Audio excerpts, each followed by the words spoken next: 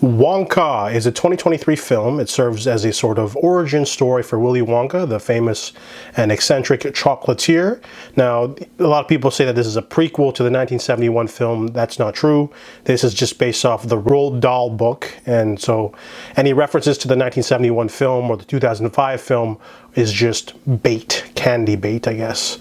So this one follows Willy Wonka, arrives in this unnamed sort of town or city.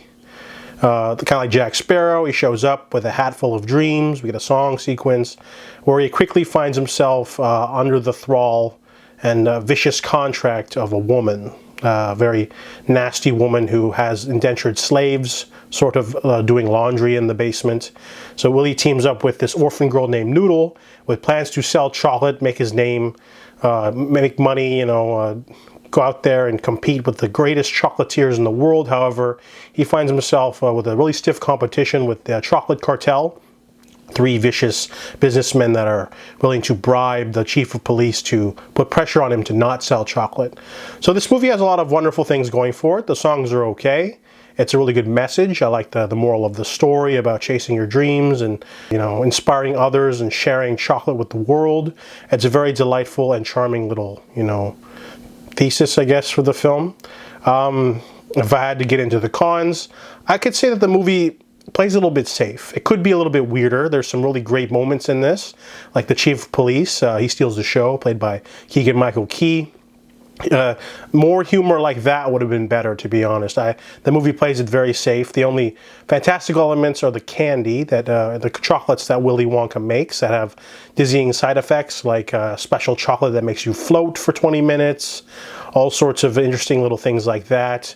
Also, I really like some of the weird world building. For example, in this movie, the chocolate cartel, the three businessmen can basically use their chocolate stores to bribe anyone. People love chocolate so much that, you can, and then it costs so much that you could literally bribe them with chocolate. So in this world, you can bribe people with chocolate, and it's done for really comedic effects throughout the film by different characters.